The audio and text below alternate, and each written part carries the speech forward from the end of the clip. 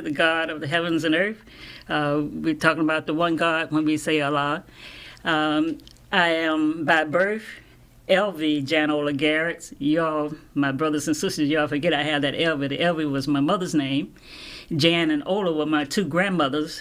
My mother put the names together, and of course we bear our father's name, Garrett. I was born and raised here in the heart of Mississippi. And when I talk to people about Mississippi, I say, welcome to ground zero. You know, I was educated here, went to Piney Woods boarding school just outside of Jackson. And at that time, you know, the northern colleges were really trying to bring in black students to integrate the student bodies. And I got a full scholarship ride out of Piney Woods going to Bucknell University in Lewisburg, Pennsylvania. Believe me, it was the whitest place I've ever been in. I always felt that African Americans and white people were like 50-50 here in Mississippi. You assume that the population is 50-50.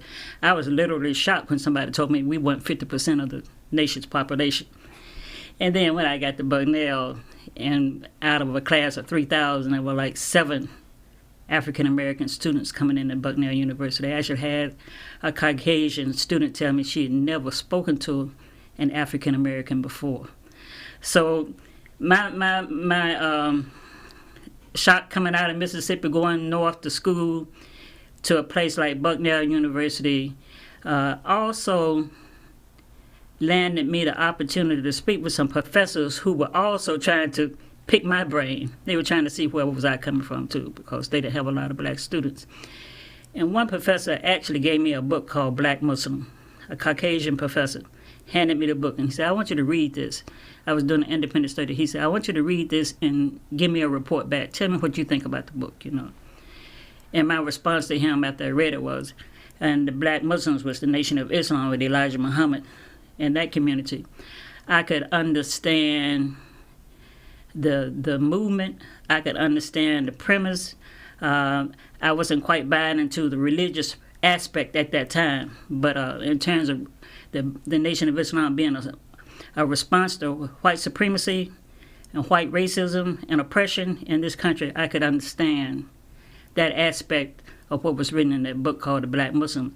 And a lot of people think that, now I say we, a lot of people think that we started to call ourselves Black Muslims, but really we didn't. The book was written by C. Eric Lincoln, a professor out of Duke University. He wrote the book called Black Muslims, and then that's how the name stuck.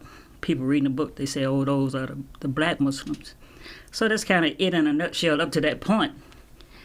Well, I know that when you came from Bucknell University, that you were not the same person that my mom and dad had sent up there. Mm-hmm. I know that because when you got back here, you made the declaration that you would not work for white people. You would not work for Caucasians. And I thought that was the strangest thing. I thought you had lost your mind, because how in the world are you going to make it if you turn down a job? Like at the time, I had a very important position as sales manager with Xerox Corporation. Mm-hmm.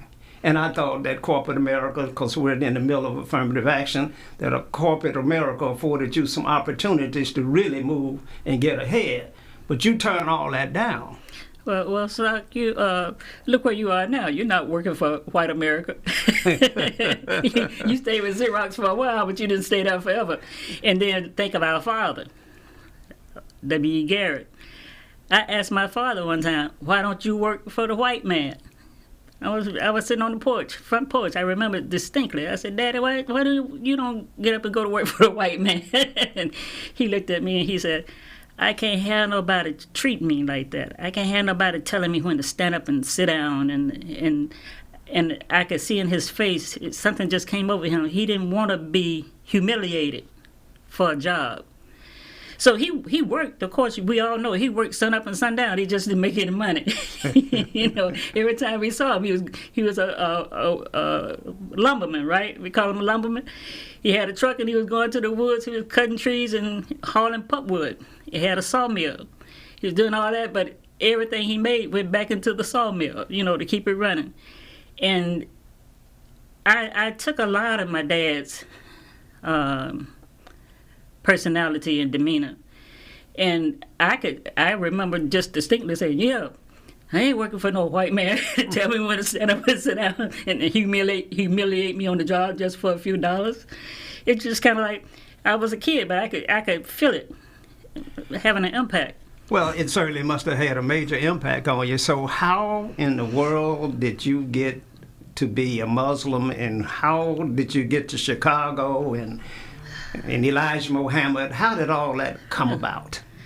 So I was a 20-something-year-old coming out of college at 24, graduating. I left Lewisburg and went straight to Atlanta. My sisters, Lita and Minnie, were living in Atlanta at the time. And I went down there. I was going to work for somebody. I was going to get a job down there eventually.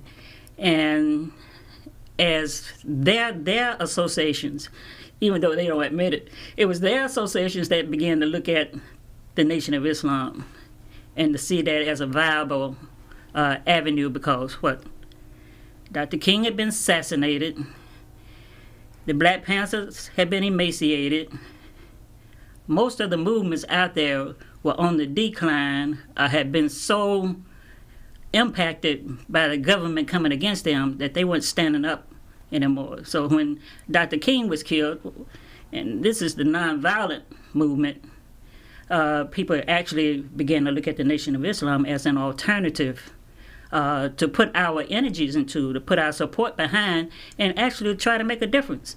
So another thing about the Nation of Islam is you realize that you got to make a commitment. You can't be, quote unquote, straddle the fence. You got to be in or you got to be out. You can't be halfway nation. You got to be a Muslim in the Nation of Islam. And I kind of appreciated that, because I know a lot of black movements, young folk, they wanted to get up and do something after they got high all night. They had to do that first, and then they wanted to talk about the movement. So I appreciated the commitment and the directness of the Nation of Islam. So you met Elijah Muhammad? Well, no, actually, the Honorable Elijah Muhammad had died before I got to Chicago. He died that February 1975. I got there about the middle of the summer. I converted in Atlanta, Georgia, what we call the Temple on Bankhead. And the imam, there was this big, tall, light-skinned guy. They call him Big Red. He was actually one of the managers for Muhammad Ali at one time. But he had a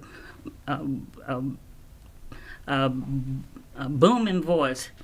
And I remember going to the temple. We still called them temples at that time, sitting on the front row. In his talk, he said, is consider the day the first day for the rest of your life. And that struck home too. Today is the first day of the rest of my life. And I took that to heart, and I started building from that point and making a commitment to build within the Nation of Islam movement. Well, we're going to talk about the Nation of Islam and the difference between, because I grew up as a Christian. I am a Christian.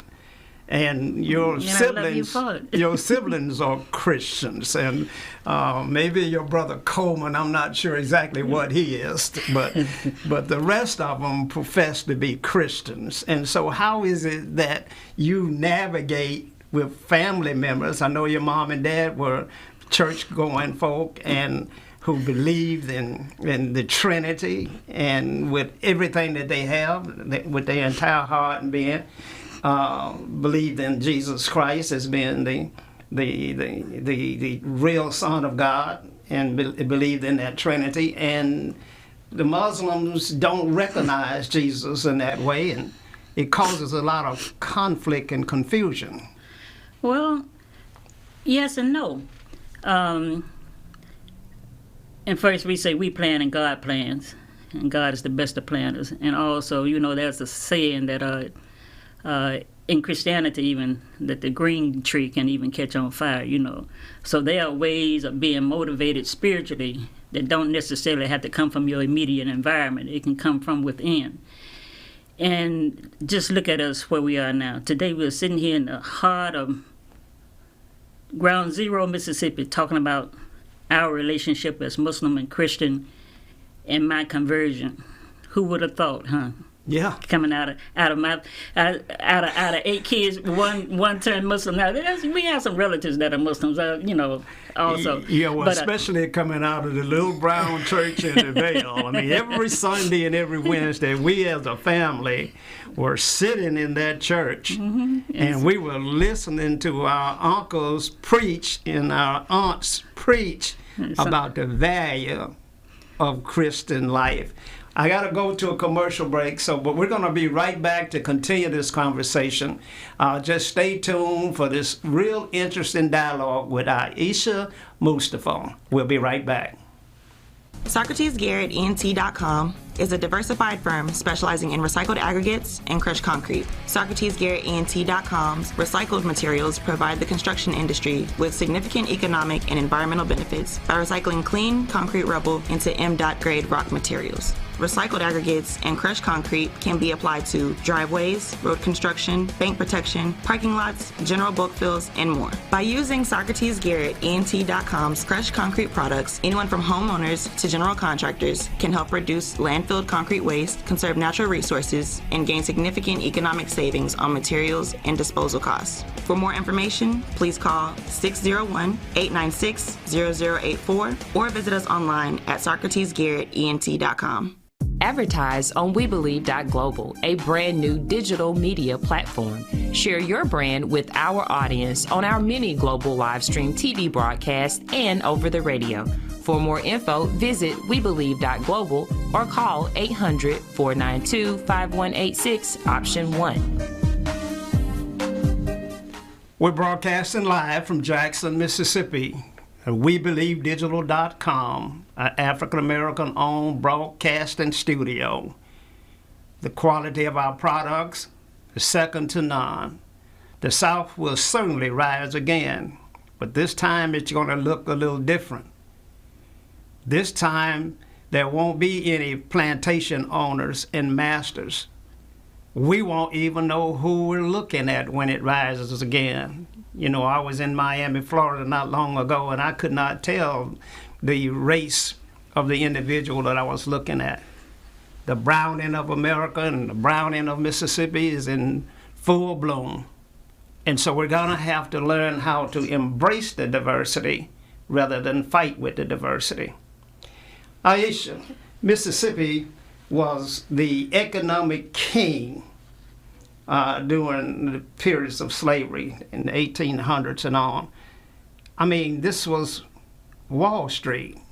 How did that happen? Happened with us being slaves, being slave labor.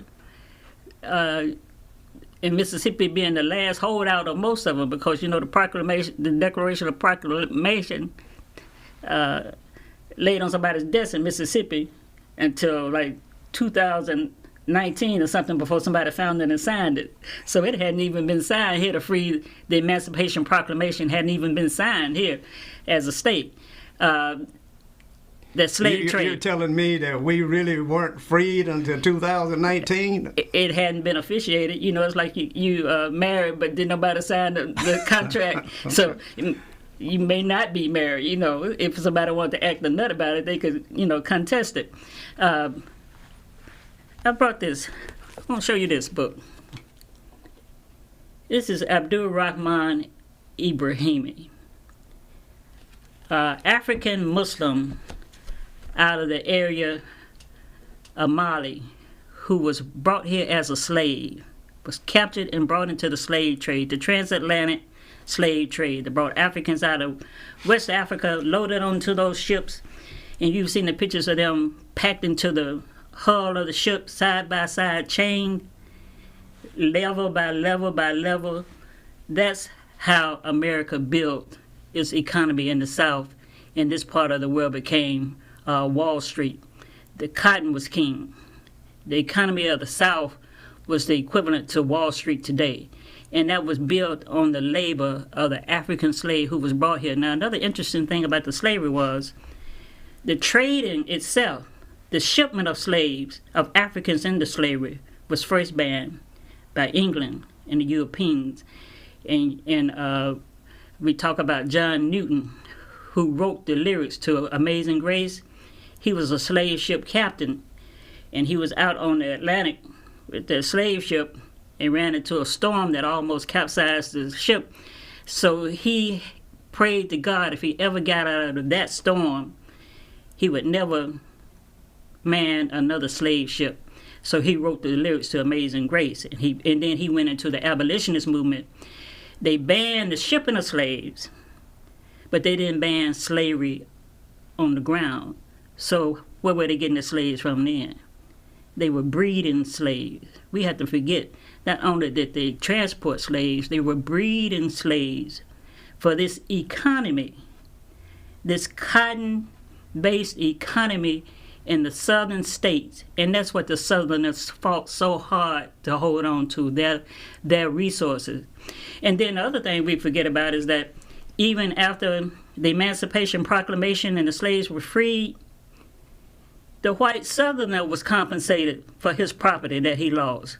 He got reimbursed for his lost slaves, but they told us they were going to give us the 40 acres and a mule. So the federal government paid the plantation owners? Union. They paid the Union members? The Union paid the Confederates for their lost slave property. Wow, that's interesting. They got reimbursed. Now, Ayesha. Olita is another sister that is a firebrand warrior out there. I got some of her quotes. She is, we'll talk about her another day. We can't hate the white man, Ayesha.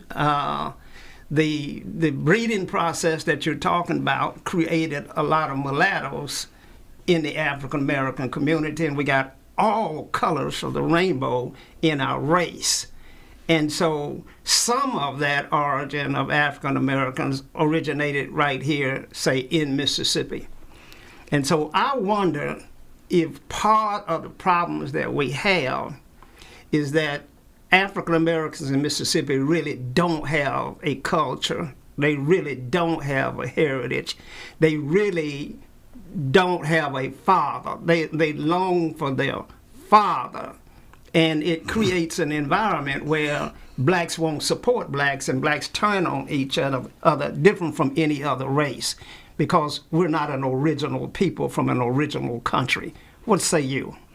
Well, that was what the Nation of Islam was addressing. That inferiority complex, that confused loyalty. Who am I?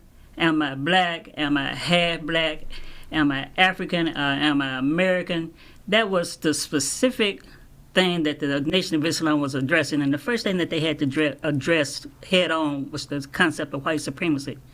Believe it or not, our people actually believed that God was white, that God's picture was on every wall in our household. And when we looked up and saw God white, and then we looked around and we saw the white man kicking us in the ASS, that they were two of the same people. That is a confused concept for a whole race of people to come up under and to get from under. We were living in a almost a Jekyll and Hyde type of relationship with God and the man who was oppressing us. The Nation of Islam, although went to the stream, we admit now, we didn't just stay in the Nation of Islam. I thank God that I evolved out of the Nation of Islam with Elijah Muhammad's son, Wallace Muhammad. W.D. Muhammad. But the Nation of Islam said they called themselves God. He said, look at you. You're a black God. And the guy said, maybe I am more than what the white man deems me to be. Yeah, I'm a black God. And he stood up, he sat up straight, his back got straight, he got some pep in his step. And then James Brown came out and said, say it loud, I'm black and I'm proud. The pride and the dignity of the man was what Elijah Muhammad was trying to put back in us. He said, but he did it in a way, he didn't hate the white man. He didn't teach us to hate the white man. He would tell a black person who worked for somebody white, give the white man an honest day's work for an honest day's dollar. He said, and the other thing that we had to protect ourselves from, I mentioned to you earlier, is this syndrome in psychology that says, the abused become abusive. So you have to protect your own soul, even though you have been abused and you've experienced abuse, that you do not become the thing that you hate. Don't turn into the type of person that you literally loathe, that you literally want to get away from, and that is the abusive, white supremacy, suppressive institution. Senator John Horn said at a rally not long ago that the black folk are out white folk and the white folk. They are carrying out the institution of supremacy on behalf of white supremacists better than they could carry it out by themselves. It's a thin line to walk. You have to be very careful with it, and there's a lot of study going into it. Do you know the American Psychology Association, the APA, just issued a statement apologizing for not speaking up against the psychological effects of white supremacy? You can find it online now. The largest psychological association in the U.S. They had been given an address by Dr. King when he was alive. They didn't respond to it when Dr. King addressed them. They responded to it last year with an apology about the psychological effects of discrimination and white supremacy on the African American people. That is something that really needs to be addressed. We need to, and now when we start to addressing it in terms of talking about our past and our history, and they give it a name. Oh, that's critical race theory. We can't teach that. And I just saw a Mississippi white senator quote Martin Luther King on the floor of the Mississippi State Senate, talking about we want our children to grow up feeling equal. I almost fell out of my chair. Man used Dr. King's words against us. Against us. Wow. So, that's evil. That's evil. Now, Ayesha, kind of help me understand a little bit better white supremacy. One, we say that the white man was fighting for his way of life with his economic supremacy based upon the cotton was king, and so he was fighting harder to maintain his quality of life than he was to oppress white people. And so black people. Black people. So sometimes you say that plantation masters were decent, and then sometimes you say they were barbarians. But help me understand how we can justify or even understand what Barack Obama says. How can you see things through their eyes? Well, every people has a soul, so I'm not issuing a blanket condemnation on all white people. I'm not issuing a condemnation on all black people as being subjugated to the inferiority, and therefore the whole race is doomed. God can change the conditions of a people. God can touch the heart of a person in the middle of Mississippi. Back there, out there in the country, sometimes you would know, as oppressive as the white man would be, you knew which white guy or what white family were not the same as the Bull O'Connors and the most oppressive, like the white guys that killed Emmett Till. They weren't all the same, but there was enough of them that was that abusive, like the ones that killed Cheney, Goodman, and Schwann up in Philadelphia. There were enough of those that even the white guy had to be careful because he couldn't be called a quote-unquote, and I guess we don't use the word either, huh? But he couldn't be called the end lover, So the system was harsh. The system was brutal. It was abusive. And you could see the anger in the white man's eyes. I was with my dad at one time in the car coming out of Philadelphia one night, and he stopped at a gas station.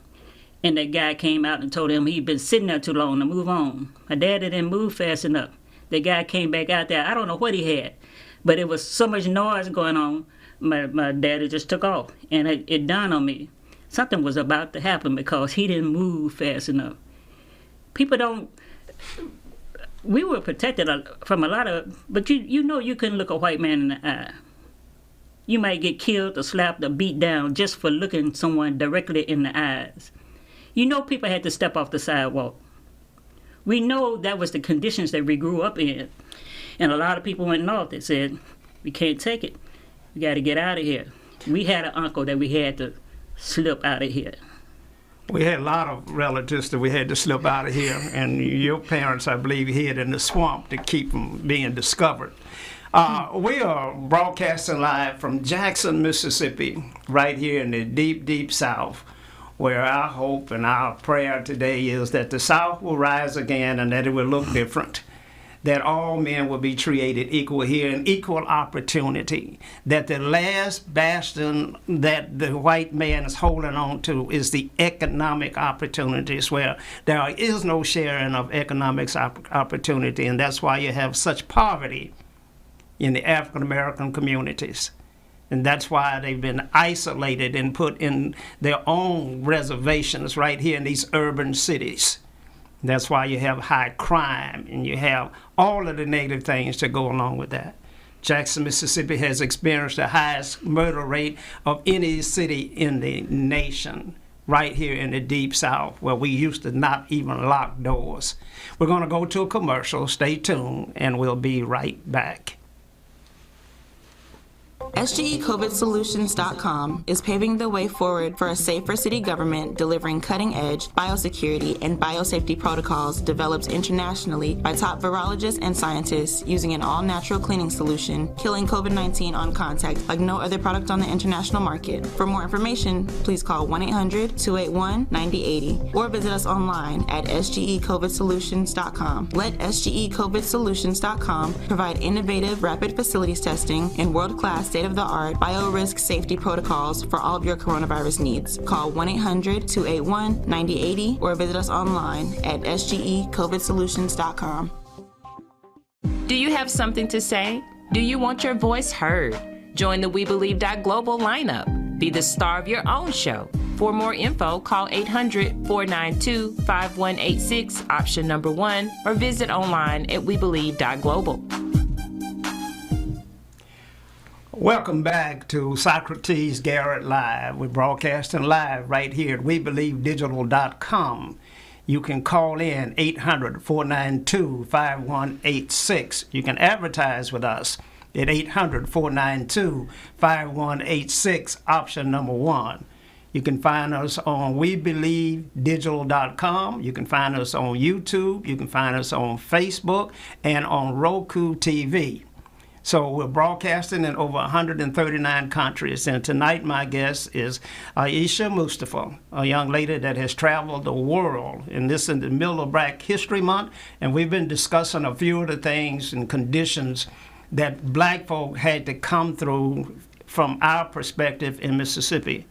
We're going to move a little bit and talk about why black people ought to have black pride and things of that nature. So Ayesha, tell me your concept of how civilization began and where it began and what contributions did our folk make. Socrates, I often think about our place in the scheme of things on the timeline, the natural timeline of mankind. There's an origin. God created mankind, so we acknowledge that God is the creator. And that onset of humanity being created and developed, we know there was a progression. The early man has progressed into who we are today. And we see that in my faith, we see that epitomized in the prophets. There's a chain of prophets that came from God, from Adam being the beginning of the prophet chain. There are other prophets, but then we acknowledge Abraham in the prophet chain. We acknowledge Moses, Jesus Christ in the prophet chain, and Muhammad is the seal of the prophets, the end. And there are many prophets within that chain. So there's an evolution of humanity. And along that line, we stop in the cradle of civilization that came out of Africa. So that's where I mark my spot. I make my X coming out of Africa for me. Because that slave trade that came out of Africa came out of areas that was so pronounced in resources until the Caucasian coming out of Europe and out of the Caucasus Mountains realized that the resources was there and did everything they could to get there to take it.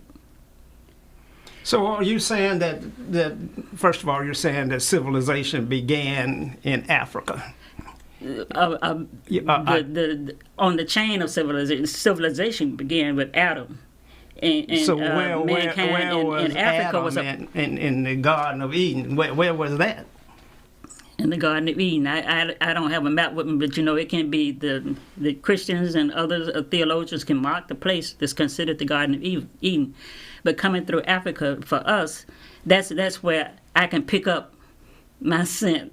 That's where I can say, okay, this I recognize coming out of Africa. Well, you choose to recognize that. You choose to recognize that. I have to get a chunk that I can handle. Well, yeah, but again, I say that you are part of that group of people that you're not an original person. Because your because of enslavement. Because your DNA runs you back through so many different channels, and it won't be far if you go back through your DNA that you're going to run into the white Southern Caucasian, the white supremacist that you're going to run into in your chain, and so you don't acknowledge that you came from there. I acknowledge that. I acknowledge it like Frederick Douglass did. Frederick Douglass' daddy was the slave master. I mean, his black mother was impregnated by his slave master, and then the slave master sold him. Frederick Douglass didn't live on the plantation where his daddy was, nor did his mother.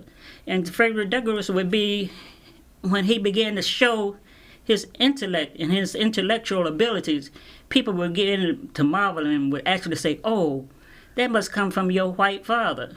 And he would quickly correct them. He said, "No, that comes from my black mother, who y'all legally forbid to learn how to read, but she would teach herself how to read looking over somebody's shoulder. As she saw them reading, she would teach herself from the words in the memory."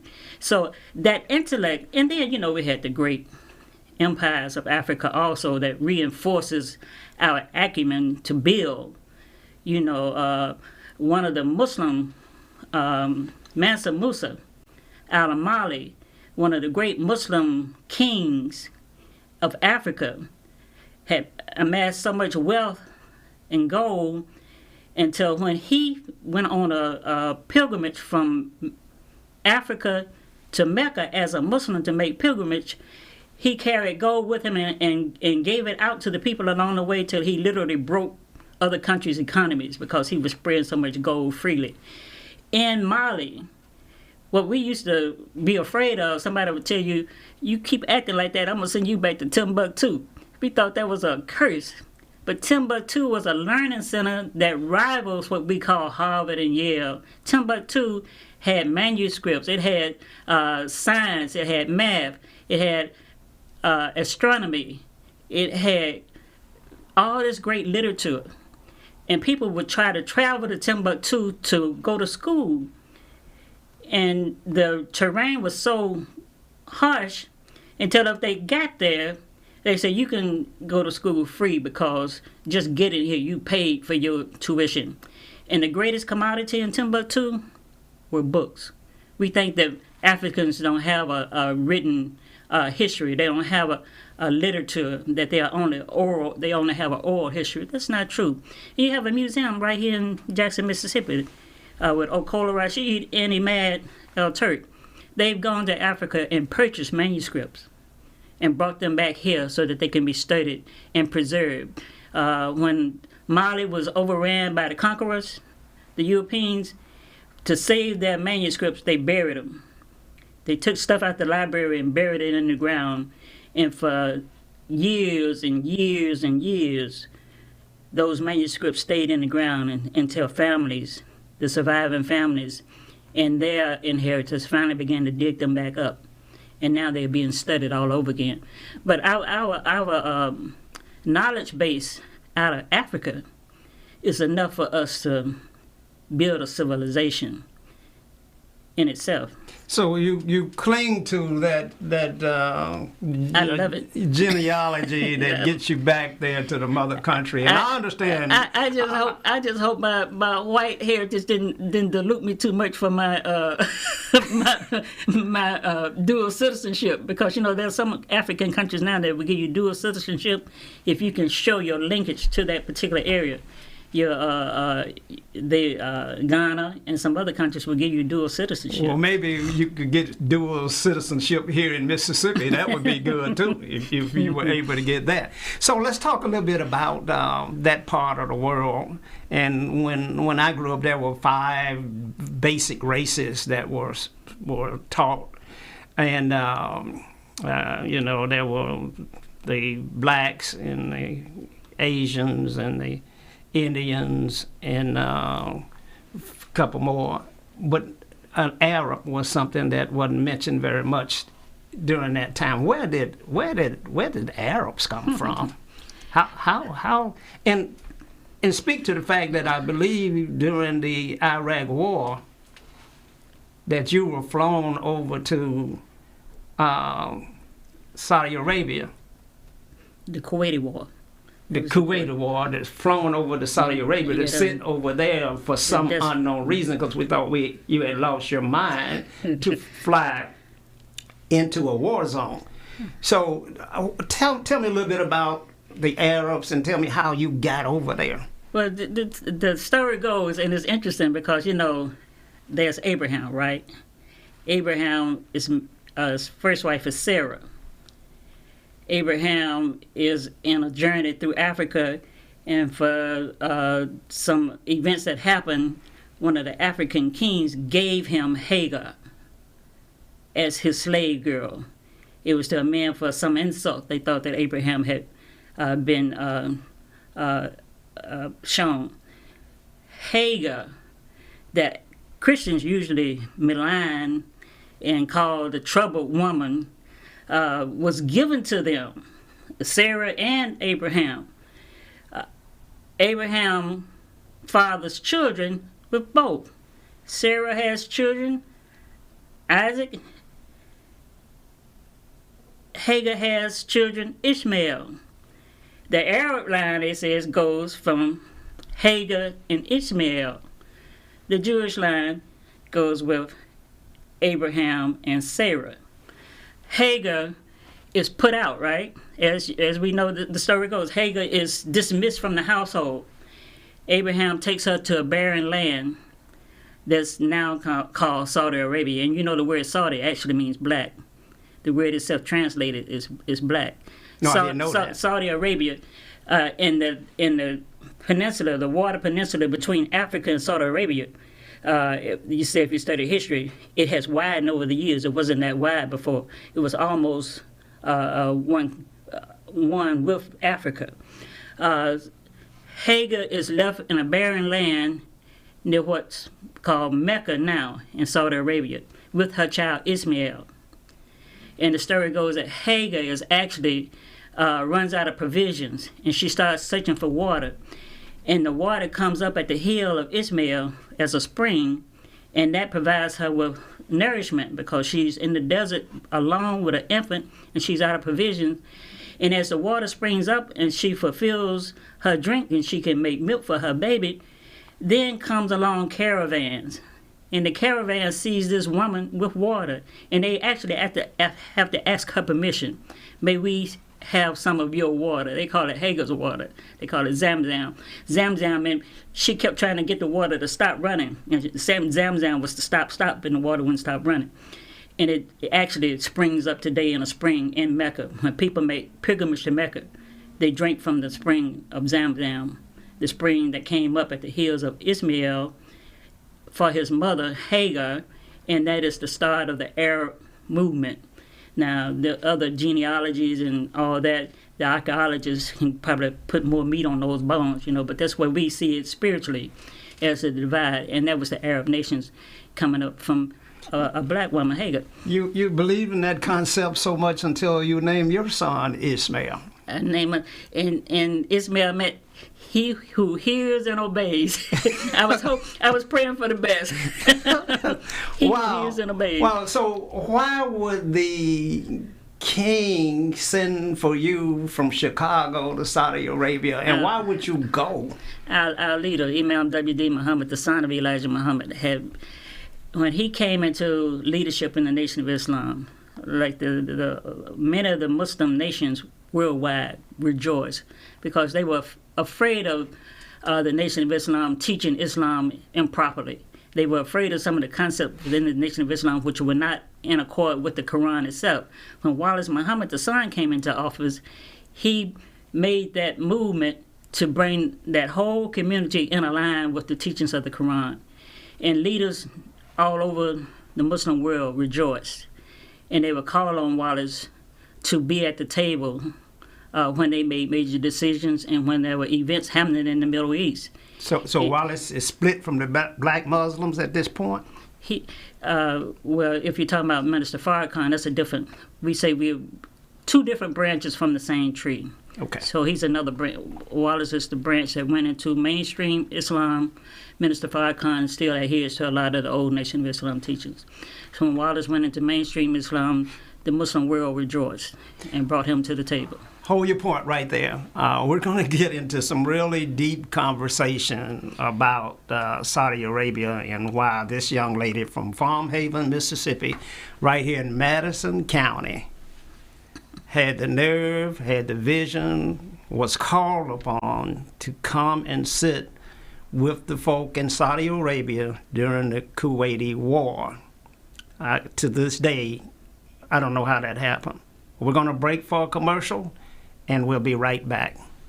New Cannabis Premium Dispensary is providing community health and wellness through CBD and Delta-8. Both CBD and Delta-8 provide an array of health benefits, aiding in appetite, sleep, anxiety, depression, chronic pain, and more. New Cannabis Premium Dispensary provides a variety of CBD and Delta-8 products, including gummies, candies, pre-rolls, pain creams, isolate drops, cartridge pens, and so much more. To learn more about New Cannabis products or to place an order, please call or text 415-465-9292 or visit us online at newcannabis.com and follow us on Instagram at newcannabisjackson.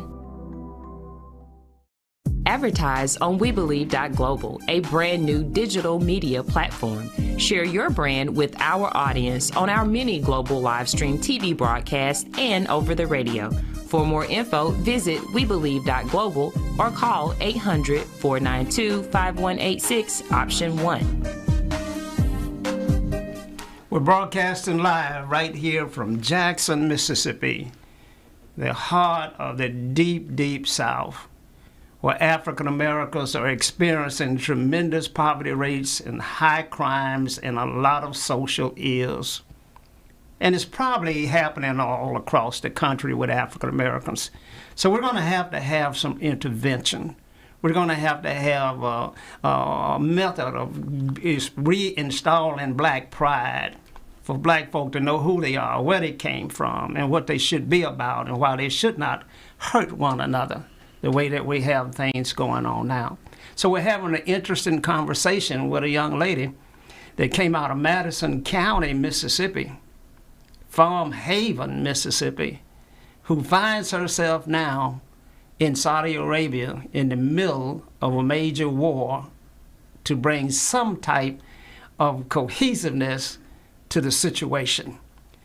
Ayesha, were you afraid to go over there? Did your family bless you going over there? Well, first of all, I was following my leader at the time. My leader was W.D. Muhammad, Wallace D. Muhammad, and he wanted a delegation to go to Saudi Arabia because at that time it was the Iraqis with Saddam Hussein versus the Saudis. The United States government had actually informed when Saddam Hussein had invaded Kuwait, because it said that land used to belong to on the map, used to be a part of Iraq, and they wanted to reclaim it. Kuwait now was an independent country. So when Saddam Hussein invaded Kuwait to take it over, the U.S. government had informed the Saudis the next stop on Saddam Hussein's army is going to be in Saudi Arabia. Even the Saudis hadn't picked it up. The United States told them, Saddam Hussein is headed your way. If you don't stop him in Kuwait, he's going to be there. And then it became a dialogue among Muslims that Saddam Hussein's intent is to take Saudi Arabia with the oil, the holy precincts that Muslims go to in pilgrimage every year. He was going to put that under the King of Jordan. So he was going to redefine and realign the whole Middle East. That wouldn't be good for Muslims. Saddam Hussein was not known as a good Muslim. Saddam Hussein was a treacherous person.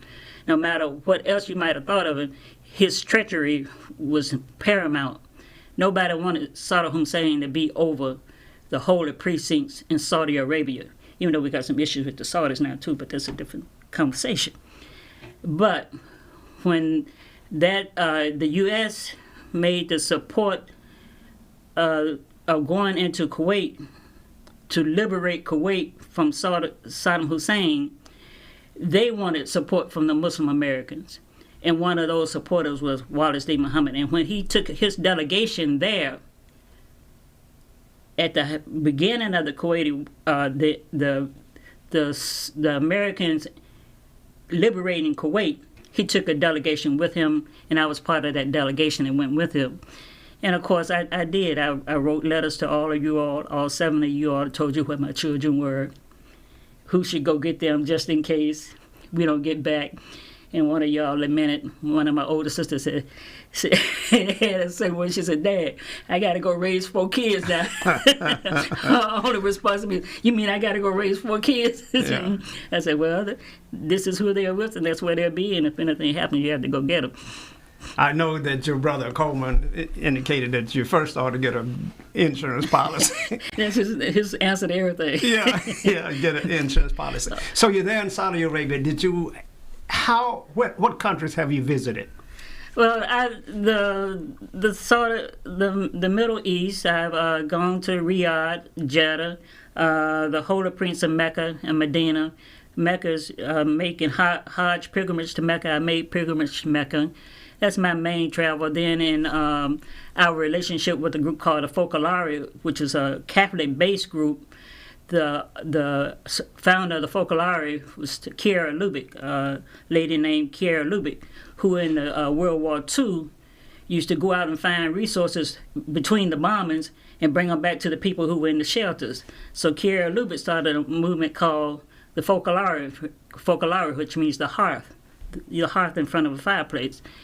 And she befriended W.D. Muhammad, Wallace D. Muhammad, and they created a bond in our communities with dialogue and interact and travel together. And through that relationship, Imam Muhammad spoke at the Vatican, but also through that organization, the Focolare, I spoke in Rome at a group of journalists. It was about 800 journalists there from all over the country, all over the world, from 20-some countries, and I made a presentation there. Wow. So you've spoken to a group of journalists in Rome? Yep. That's Rome, Italy. That ain't Rome, Mississippi. That's not Rome, Mississippi. I'm waiting on that invitation from Rome, Mississippi. You probably won't get one from Rome, Mississippi, but that is amazing to be able to have that type of stage and that type of platform and be able to deliver a message to those. It's a blessing. Do you do any public speaking today anywhere? Yes, I do public speaking on behalf of the Muslim communities and on behalf of I'm also editor of the Muslim Journal newspaper, which we now celebrating what we call a 60-year stretch, because this is the successor to the paper that Malcolm started. Malcolm started the paper, Malcolm X, Al-Hajj Malik Shabazz started the paper called Muhammad Speaks. He started that on behalf of Elijah Muhammad. People, they talk about a lot of things about Malcolm, but Malcolm was a newspaper man. You could see Malcolm would take his own paper on the street to sell it. You see Malcolm holding the papers up. Malcolm had headlines that addressed the issues in the black man, the African American communities in the newspaper, the Muhammad Speaks. So that is the newspaper that we are in align with. When Wallace Muhammad came into office, along with all the changes that he was making in the transitioning from the Nation of Islam to what we call Islam proper, we also transitioned that newspaper.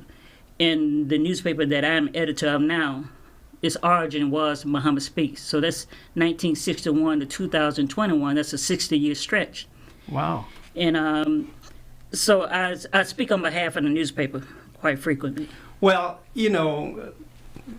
to my viewers out there all over the world, we have such jewels in our community. So many prized individuals in our community. If you need an individual to come speak to your group, You were talking about black history, but right now we're talking about something greater than black history. And we're talking about world history, and we're talking about the conflicts in the world today. And we're not going to deal with the conflict between Israelis and the Palestinians, even though I had an opportunity to speak to a group from Palestine and Israel just last Sunday for the second time. So people are hungry for history and knowledge as to what went on and how we're able to survive and how we're able to deal with it. Ayesha Mustafaa is an individual that would be a great speaker at your occasion or your event along with the rest of our cohorts. So much knowledge. And yet we're running around in Mississippi talking about the negative things that are going on when we got to start embracing those individuals that can make a difference.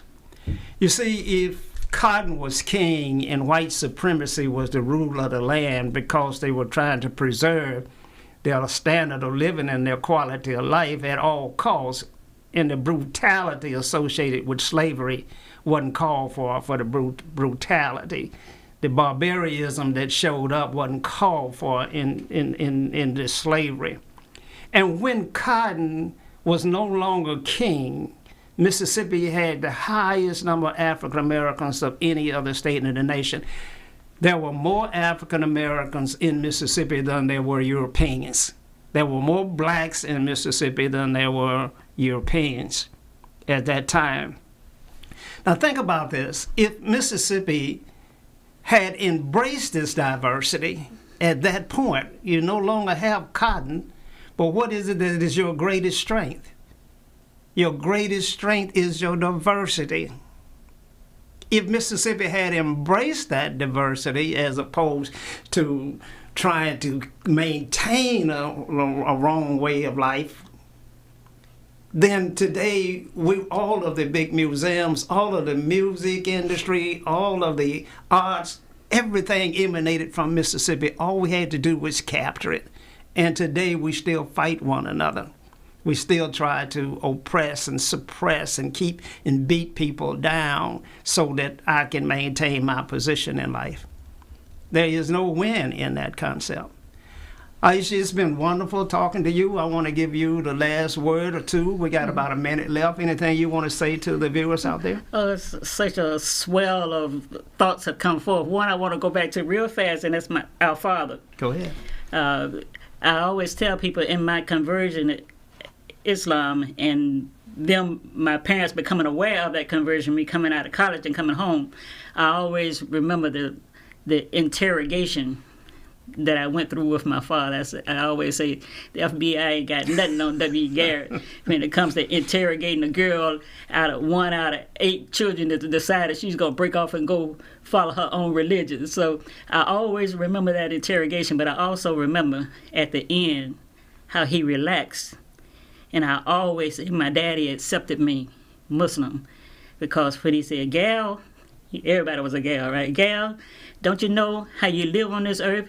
You gotta die and answer to God." And I said, "Yeah, Daddy, exactly. I know that there's a life after death, and how I live on this earth, I'm gonna have to answer to God." And he didn't ask me another single question after then. That satisfied him. Well, viewers, it's been great talking with Ayesha. We'll have to get her back. We'll have to continue this conversation. Until next week, the same time, you can join us at Socrates Garrett Live on WeBelieveDigital.com. Good night. Good evening. I'm Socrates Garrett, and we're broadcasting live from right here in Jackson, Mississippi, the heart of the Deep South, right here in the African-American-owned broadcasting studio. WeBelieveDigital.com, our own platform. And so it's critically important that in the African-American community, we control the narrative.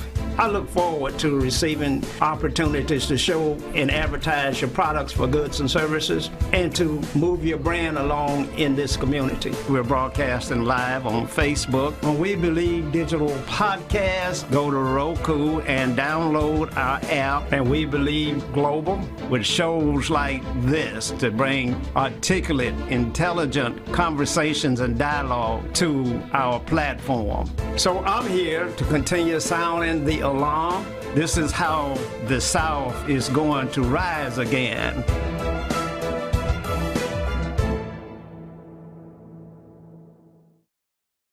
Do you have something to say? Do you want your voice heard? Join the We Believe Global lineup. Be the star of your own show. For more info, call 800-492-5186, option number 1, or visit online at webelieve.global.